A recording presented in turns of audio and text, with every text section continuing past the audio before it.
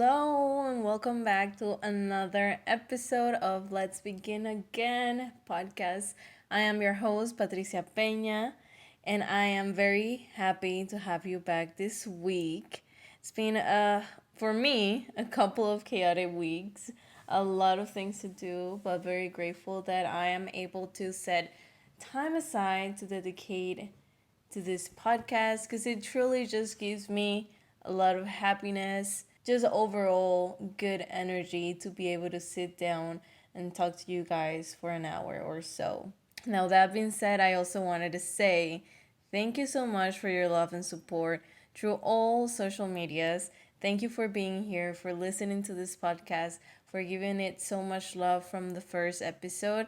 And I hope that we keep growing this community, and I'm very excited to see where this takes off. But I'm very happy to have you here. Don't forget that I'm gonna be sharing a Q&A box on Instagram every week so that you can be part of this conversation and bring topics to the table of this podcast so I can do deep down research and we can bring everyone around and have these conversations. Please don't forget to do that. You can just follow me on Instagram at patriciapilar.pina, and that will be PATRICIAPILAR.PENA. And like always, I will be having that on my description box as well, together with some sources for this episode. So this past week have been a bit of a lot for me. I was sick for a bit. You probably noticed in my last episode my voice was probably not on 100% yet, but I still wanted to do it and I felt good. It was the weirdest of flu or whatever it was, but I was fully recovered. I felt great, but my voice was still funky. So it was very weird, but I'm finally back to 100%. So I struggle a lot with keeping myself accountable for working out. And I put a lot of blame whenever I don't, which does not make any sense because if I go back and think of my workout journey, I have constantly worked out all this year, but just because I'm not in the mood of working out, if I am trying to procrastinate working out, but I ended up doing it anyways, I still feel like I was not in the right mindset, and then therefore I feel guilt, which is not, it's not the right thing to do. Like, I gotta remind myself of what truly is going on. Like, am I working out? Yes. Then there's no reason why I should feel guilt if I'm doing the thing that I promised myself to do. On top of that, I was sick, and I try to not work out whenever I'm sick because I'm trying to give my body the amount of rest, the amount of time and energy for it to, cure itself the fastest way possible. So I usually just try to keep it very low. Not obviously not drink alcohol, eat very healthy, drink a lot of water, rest, take a nap, take 8-hour nap, I don't care, just as long as my body has the time and energy to finally cure itself so I can resume my normal activities. So that was going on, and it was frustrating because even though I knew I needed to give myself some rest so I can fully function, that voice in your head was telling me that I was not doing enough and that I needed to work out. I didn't. I did, but I didn't push myself whenever I was feeling sick. Sometimes that voice in our heads would tell us things that are not true, and not because it's telling you should do them.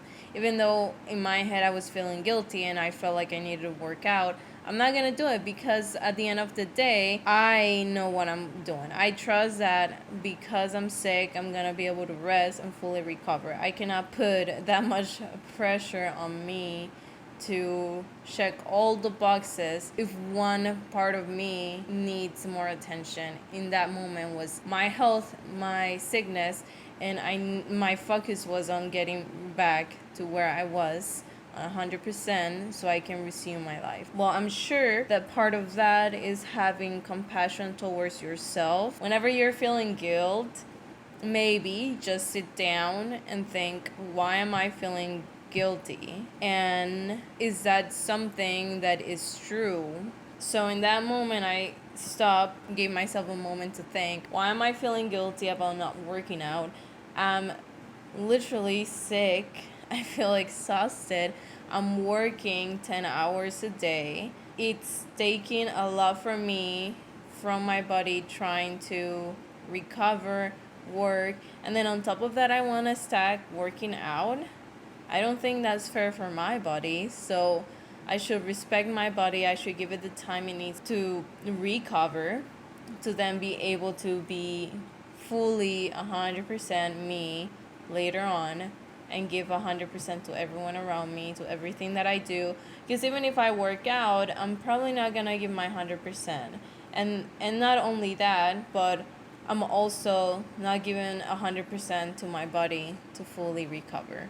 That's a lot of what I've been dealing with in the past weeks, is trying to fully recover from my sickness, on top of everything else that I have, that is work, obviously a little bit of content creation, and then I also had to travel to Austin for the weekend. And because all of that was going on, I'm extra grateful to be sitting down this morning, this Sunday morning, beautiful Sunday morning, sitting down in front of this microphone and sharing this podcast with you guys. And on top of that, the amount of love and support that I get from you guys. I am really grateful for each one of you, and that's why I'm so excited to see what you guys bring up to the table and to the conversation. So, without further ado, let's begin again.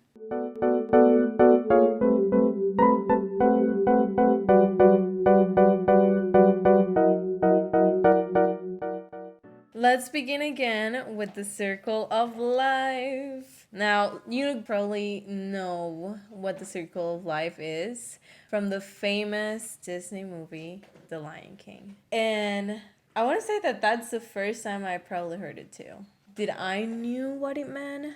Definitely no. Definitely no. And I did not know what it meant till a couple of years ago. But I'm gonna run it down like a brief summary of definitions here, because this, well, it's not a word, it's like circle of life, right? It's like a small short sentence or 3 words, but they have a lot of meanings in different categories. So it's gonna take a minute.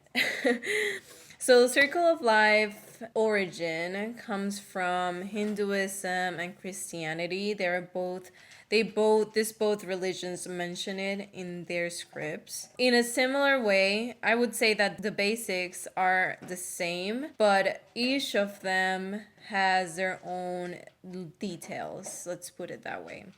So, the circle of life, it's a symbolic representation of birth, survival, and death. And this is also part of their biological definition, not only a spiritual definition.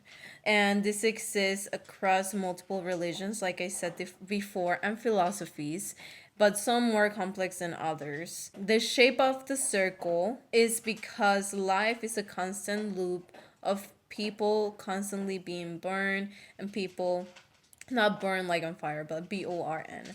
Um, just to specify, people constantly being born and constantly dying, which is a whole nother topic. If there's one thing we have for sure that we know it's gonna happen, is that we have been born, right? And that at some point we're gonna have to die. We as human beings have been very emotional about death, and I wonder if we have become more emotional about that throughout the years, definitely throughout the years. But if we have become more emotional because we have become more comfortable and the death rates have decreased, so it has been less normalized. I don't know, I wonder. But that's a whole nother topic, like I said. So let's continue. The circle of life. So let's target circles. So spiritually, circle represents the idea that the end of one existence is not necessarily the end of life altogether. Like Christianity, if we die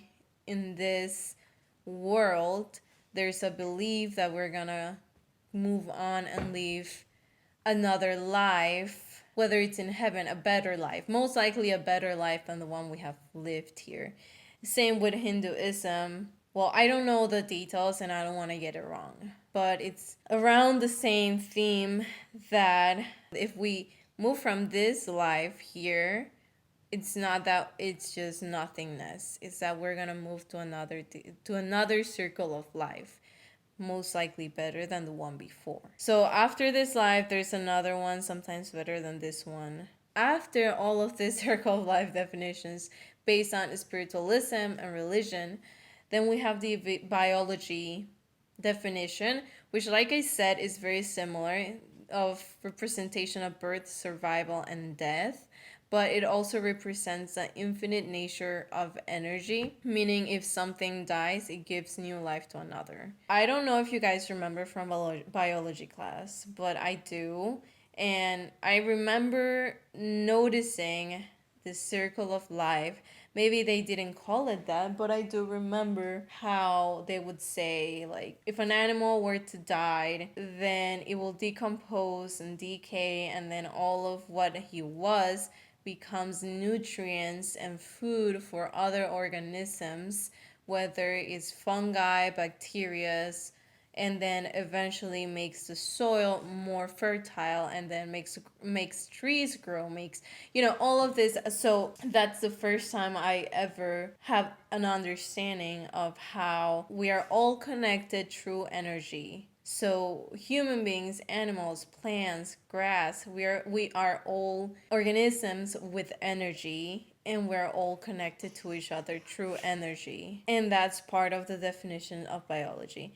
And that's more of what I'm going to be talking about today. It's how we're all connected to each other and how everyone's actions influences organisms and the planet overall. Because if I influence an organism, then the organism will all influence other organisms, and therefore all together we influence the future of our planet Earth. Now, that being said, I don't think that I come from a country that was very woke environmentally growing up, so much that I always wanted to be an environmental engineer. I really had that call inside me. I loved animals, and I don't know, I just had a calling, because even early on, whenever I wanted to be an environmental engineer, I was not nearly as woke, like they say now, as I am now. But I had this calling that I wanted to be an environmental engineer because I wanted this world to be better. I ended up going for civil engineering, and lucky me, my college had environmental specifications. So if you go for civil engineer, you can either go for transportation, research, environmental, structural, and others. And I picked environmental, so I was still able to fulfill my wish of being an environmental engineer, but on paper, I'm technically civil. And that's another thing, how life happens, right? I wanted to be that from the beginning, and I didn't choose that because it was not, quote unquote, it was not going to pay the bills, right? Back then, it was not a career that was taken seriously. And I don't know if it even does now at home, to be honest. But at least here, I know it's not taken for granted, and I'm happy about that. But even then, like, whenever I decided to go for civil, I was eventually bumped again into this environmental engineering option in my life, and I took it. It's just like destiny, like maybe it was meant to be that way. Or at least I want to believe in that it was meant to be that way, that against all the odds of me picking a different career, I was still able to fulfill environmental engineering.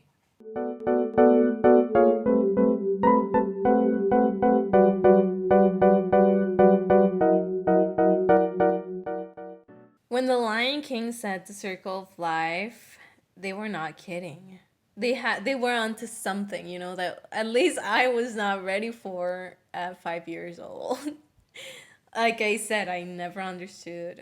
I never even thought of what they mean by the circle of life. But now I am grown and I am more curious in different perspectives of life.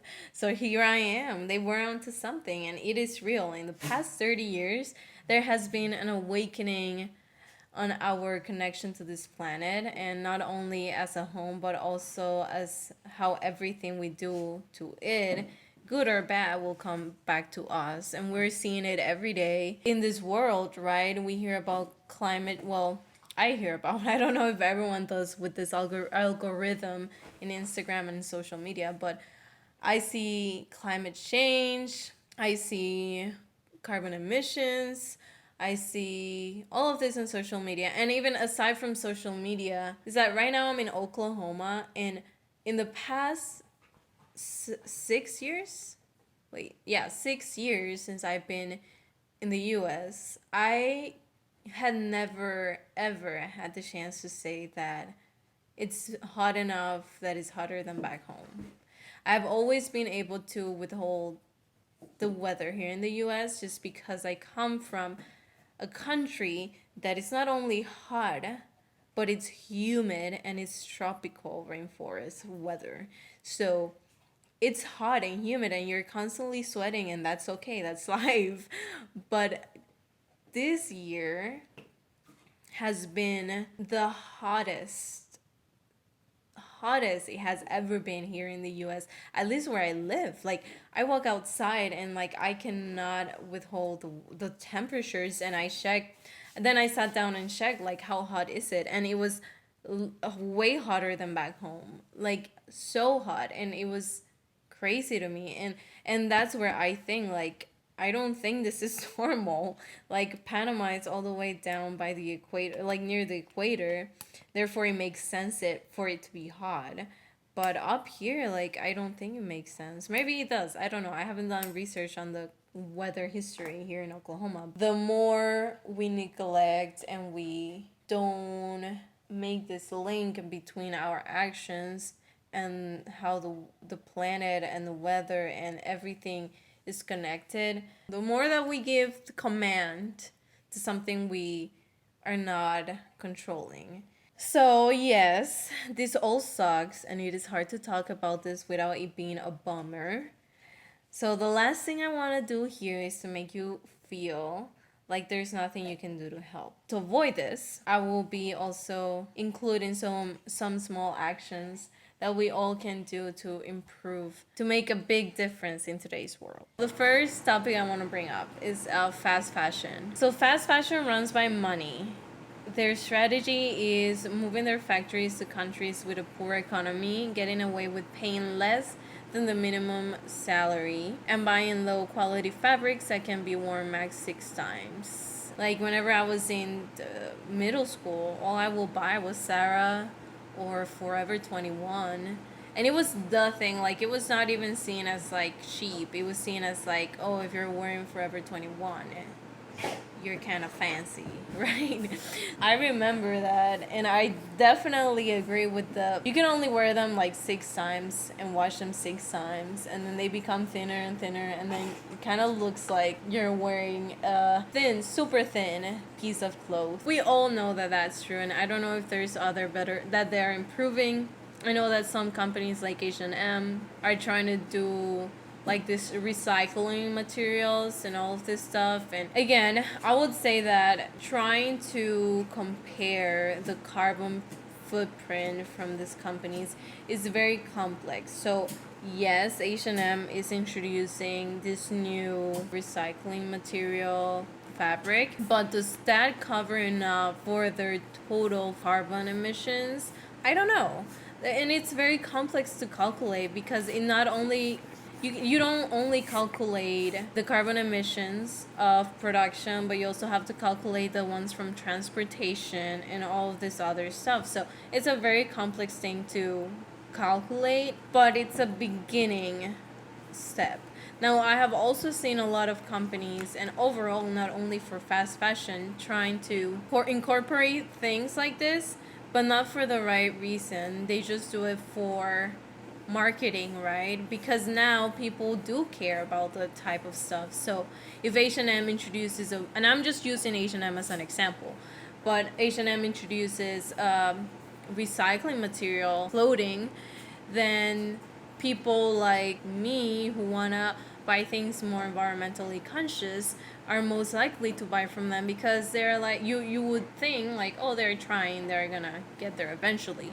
So it's also a marketing strategy sometimes seen, and maybe not, they're not sitting down thinking, let's do this to be carbon, to decrease our carbon footprint and carbon emissions, but to get that money from those who do care about the environment. Fast fashion is one of the most significant pollutants in the clothing industry. They don't care about the number of emissions they produce or their employees' health, because they don't invest in their fabric facilities to ensure health. This fast fashion industry affects everyone around the circle of life, affecting the planet too. And like many of you, I love fashion, but I am constantly conflicted with wanting to keep up with new trends that fit into fast fashion and buying sustainable and ethically sourced products. So it's a very conflicting thing, especially because they are cheaper, and companies who are being more truthful and more ethical and more environmental friendly, their clothes is gonna be more expensive. So at the end of the day, it does become kind of a privilege to be environmentally conscious. Which it's sad, but it's true, because not that many people can afford $100 pair of jeans or $100 shirt.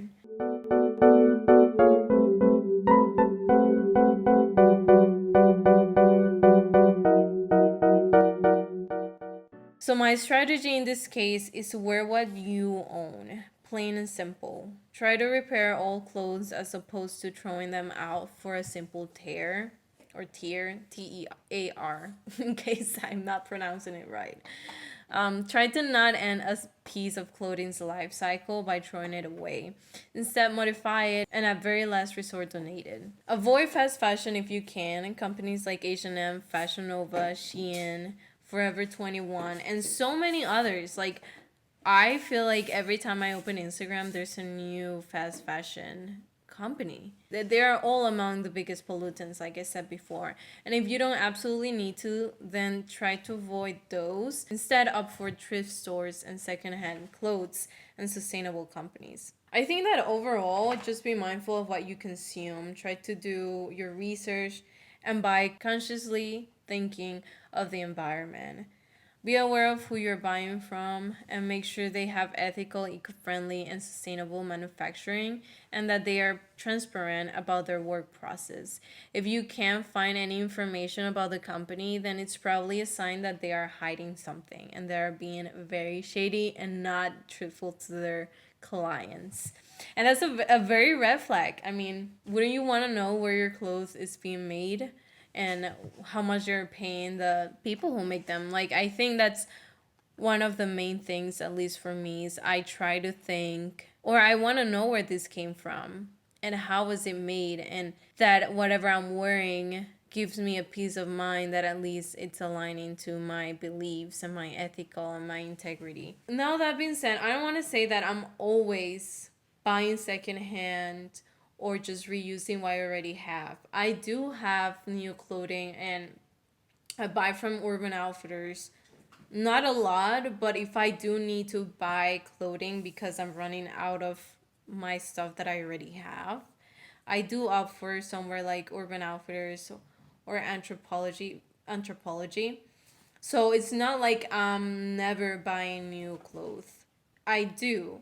It's just that I try to really think whether I need it or not. I'm not, I used to just walk around and buy whatever I saw, or just for fun go shopping. And I think that I'm no longer that person, because I do a traveling job, so I cannot just buy and buy and buy, because it takes a lot of space in my car. But also because now I try to think whether do I really need it? Do I really need to spend this money in this thing? Do I not have any other option in my wardrobe? I really think things through now, not only because it's bad for the environment, but because, like I said, I move out a lot, I move in a lot. I also don't want to spend money in things that I'm probably gonna forget I even own. Once you go shopping, don't think that you're gonna redo your whole wardrobe. Think more of like, what are ways that I can enhance what I already have. So in that way you're not buying tons of clothing and spending tons of money, but instead you're buying some clothing that is gonna work and make out of one pan like 20 outfits, or one shirt make 20 outfits. So really it's based on creativity, and if you are stuck there, maybe go on Pinterest and look for what your style is and see if any of those pictures or pictures or outfits you like on Pinterest match some of your clothing, and then say like, oh, I can just buy a shirt that look like this so I can use my already the pants that I already own, and so on. I think those are different ways you can do so that if you do buy, or if you do need to buy things new, that you're being more conscious about it.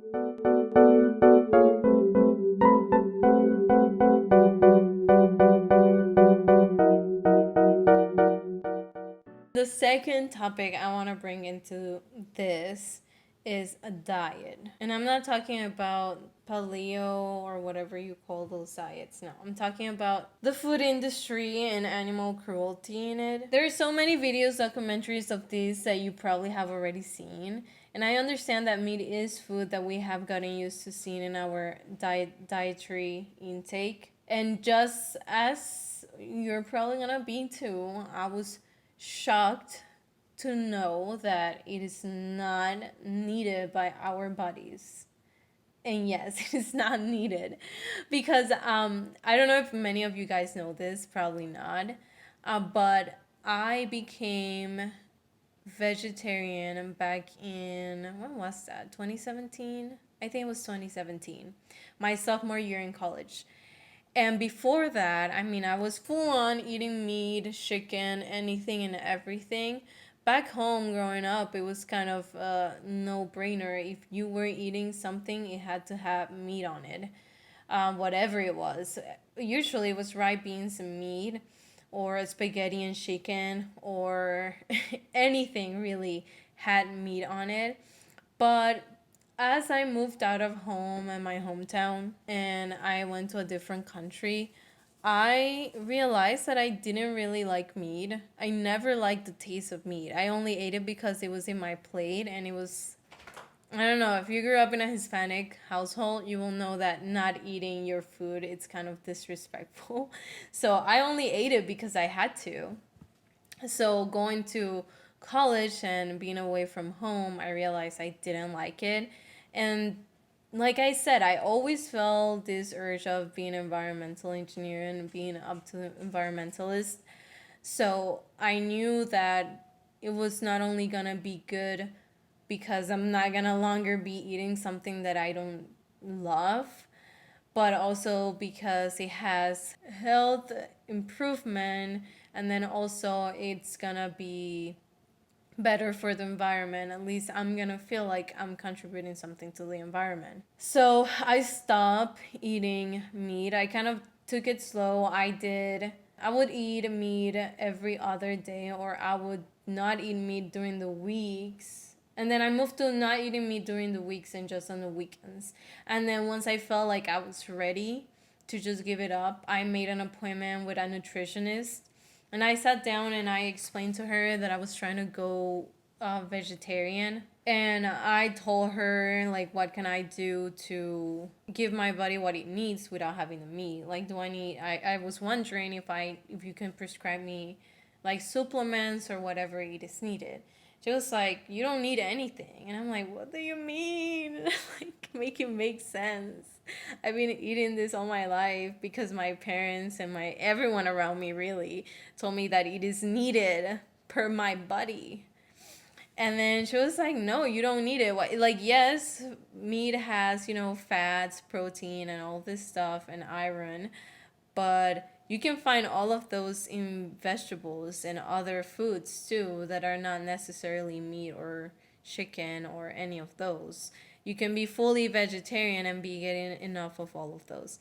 And then she broke it down to me like, you have to make sure you have all of this components in your plate before you eat.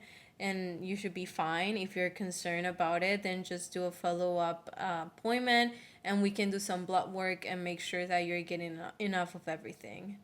And so I did. I just was like, okay. And then I started being fully vegan slash vegetarian. And the changes I felt in my body was incredible. I felt like I had more energy to the things. Did I lose weight? Yeah, I lost weight because I was not eating as much. I mean, I do eat a lot. And if you know me, I constantly eat. Like, I eat a lot constantly. I'm eating a lot, yes, but I'm not eating, you know, meat or chicken or all of this stuff. Then, therefore, I'm not getting as much fat, protein, and iron. But I still get that from whatever I'm eating. I just eat in bigger quantities because, yes, it is true that meat and all this other have higher quantities of protein and fat in just the smaller portions, but I have to eat more of the other things so I can fulfill all of that. And I love food, so I love eating at all times, and I still manage to keep my body weight at a decent healthy size because of it. And I get a lot of energy. I'm no longer tired all the time, which is good. So a lot of positive things in my life due to changing my diet. I just hope that it breaks a lot of taboos on everyone listening here, because like I was very mind blown of knowing and seeing all of these changes on me, positive changes.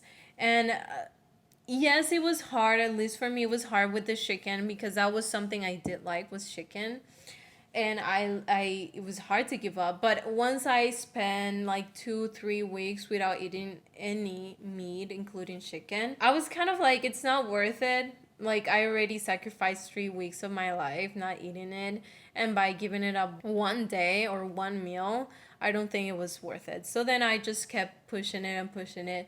And then just recently, as of I think this year, I started being more flexible, more bendable in my diet. And now I can say that I'm a mostly vegetarian person, but at times, if I am, let's say, at Austin or at a nice restaurant that is well known for their chicken, or if I'm just in the mood of eating chicken, I will. But I'm mostly vegetarian. I still do not eat meat. I do not eat pork. At times I will eat turkey or chicken. I am proud of how I feel because I feel like I'm not contributing to the animal cruelty that it is based on that. I'm not contributing to the carbon emission that is produced or the water waste that is produced in the food industry. So it's a lot of positive things that have come in my life, and it was a relief to know that it's okay to change your diet that has been like that throughout your life. It's awesome. I would say highly recommend it, 10 out of 10, if you're a person that feel like this is doable to you, because you might not be a fan of meat. Then go ahead, maybe just change your diet to pescatarian, or maybe change your diet to be like only poultry, or one of those. Any type of change or decrease of meat intake, any of those changes and decreasing the amount of intake is help to the environment. So what the real problem is how morally and ethically wrong we're treating other living organisms. And I want to believe that we're better than that the industry is better than that. Aside from the manslaughter we do to animals, the beef industry in particular releases significant amounts of carbon emissions. Think about this. For every single calorie from beef, 22 grams of carbon dioxide are emitted. The water usage in the beef industry alone is 1,800 gallons per pound. There has to be better ways to reorganize this industry, better for the environment, better for us, and better for the animals.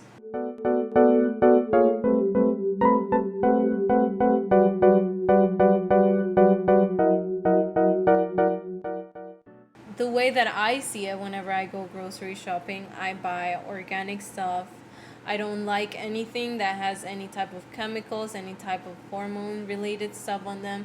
I like to buy it as closest to the farm and closest to a very ethical, naturally grown farm. Even though it costs a little bit more, I don't care. It's worth it because Whatever you invest in, whatever you buy on the grocery store, you're gonna be investing in your health. Yes, it might cost you $1 more, but think about it, later on the years, you will save money on the medical bill. That's how I like to see it, and that's why I spend the money that I spend in my grocery shopping.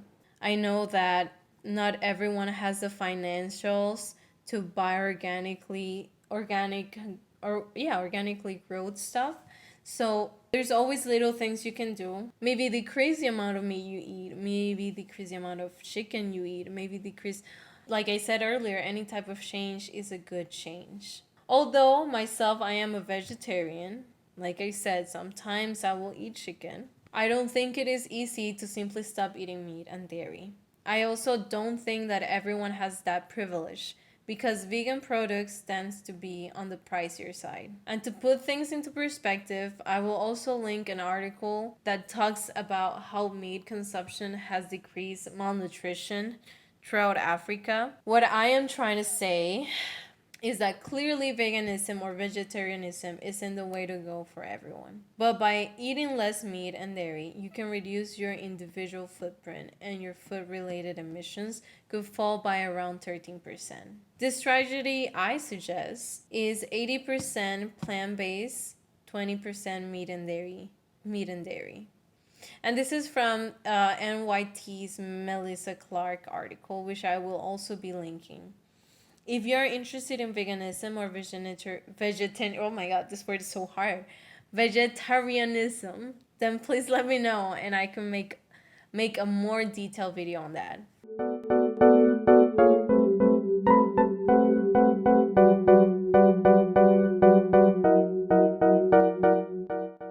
Let's just strive to be better. I think that the main thing I want you to take away from this episode is to just be more aware, more conscious, more connected to our actions and how we influence not only everyone around us, but our planet itself.